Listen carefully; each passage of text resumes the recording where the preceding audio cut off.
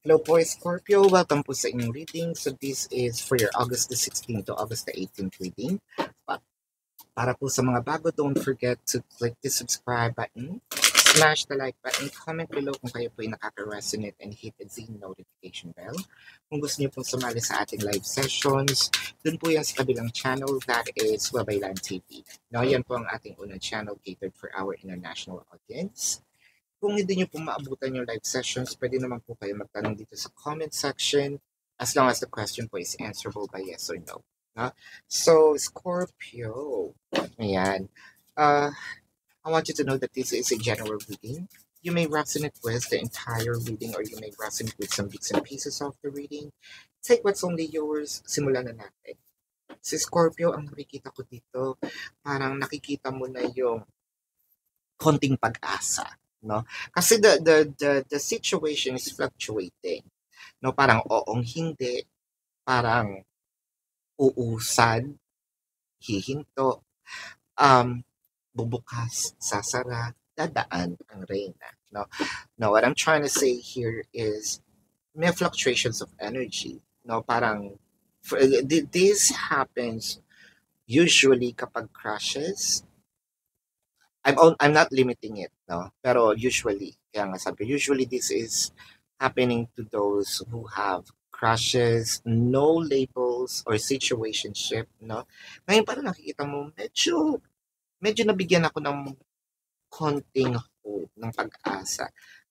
Ngunit subalit natapwat, hanggang dito lang ba kami, no? For a few numbers, siguro sinasabi, ay masaya naman siyang kasama. Yes, wala tayong problema sa saya.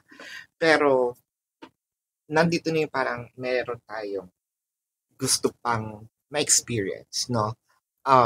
Maybe we wanted to put the connection into another level of commitment. Medyo gawin nating formal, no? Gawin nating legal, no? Gawin nating sabihin nating may label, no? Wow. Kasi parang nakikita ko dito, may push, meron ng kumbaga force din, no, na masaya naman pero hanggang saya lang ba? Hanggang happenings lang ba? No? So, you're probably wanting to know the answer if there's actually a future, no, with this person. The Six of Cups, the Five of Swords, the Lovers, the Nine of Swords. Ang dami kasing mga parang bakit ganito, naghahalo ang red flag at green flag, no? Sometimes you win, sometimes you lose, sometimes you miss the person, sometimes the person's there. Meron din naman ikaw na iisip, is this my soulmate? Is this my twin flame? Pero,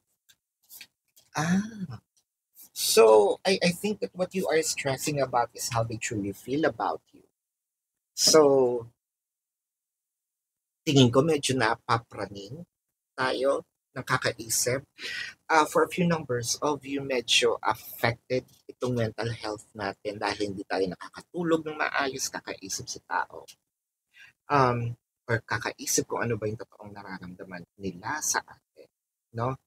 I also feels like with the Emperor and the Hermit, ayaw mo namang gumawa din ng move in a way na baka kasi isipin niya sinasamantala mo yung pagkakataon, yung nangyayari.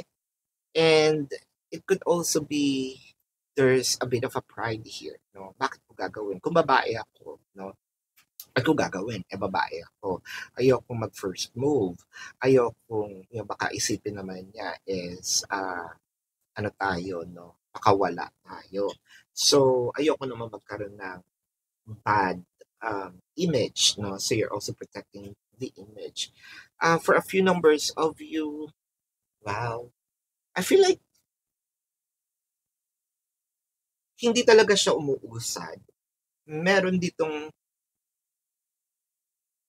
parang nakatulog itong relationship ninyo.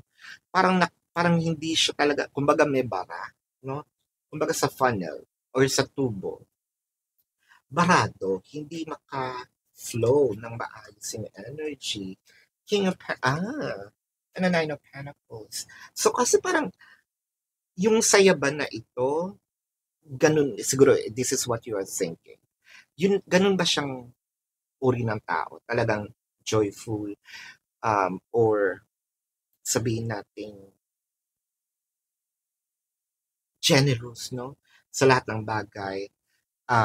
It could be money, it could be time, energy. So, minsan naiisip mo, nilalandi lang ba ako nito o meron na siyang nararamdaman sa akin? No? Kasi parang nakikita mo, eh, nakikita, nakikita ko, parang gano'n din naman siya sa ibang tao. So, bibigyan ko ba ng meaning itong yung nararamdaman ko? I would love, no, to talk about this, discuss about this. Ayoko lang mauna.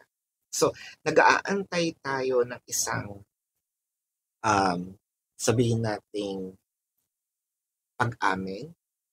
Nag-aantay tayo sa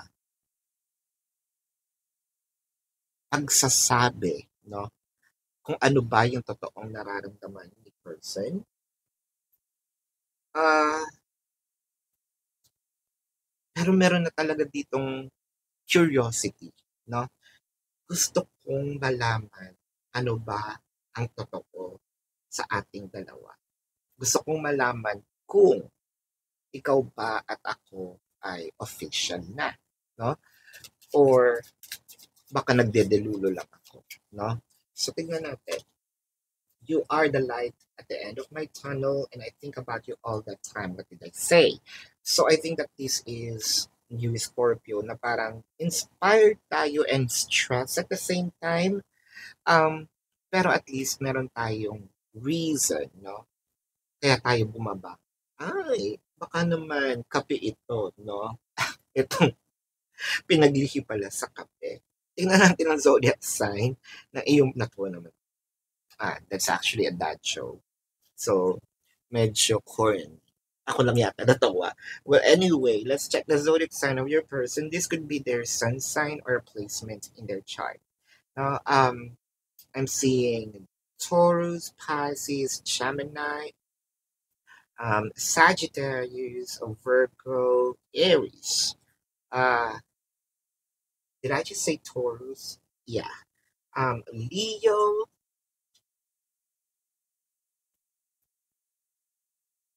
so Virgo, Capricorn. Yeah, so that is your reading, Scorpio. Para po sa mga bago, don't forget to click the subscribe button, smash the like button, comment below kung kayo po yung nakaka-resonate, and hit the notification bell kung gusto nyo po sumali sa ating live session sa kabilang channel po yan, that is Babaylan TV. Kung hindi po kayo magkachamba dun sa live session o hindi nyo maabutan, pwede naman kayo magtanong dito sa comment section as long as the question po is answerable by yes or no. Pero kilala niyo yung sarili niyo, Scorpio. Kung alam niyo hindi kayo masasatisfy sa yes or no na sagot, pumunta na kayo dun sa ating description box, no? Nandun po yung link ng aking website. Madali na po siya makita. Click the link. You're gonna be routed to my website. Ang bubungad sa inyo is question form agad na, no? Inedit ko na siya. Sa baba po ng question form, nandun po yung amount, how much per question, the QR codes, the name for your reference. Makikita nyo po doon meron ding QR codes na 4 questions plus 1. So that's actually a discounted price. If you also want to book a private reading, nandun din po siya, no? Sa link na yun.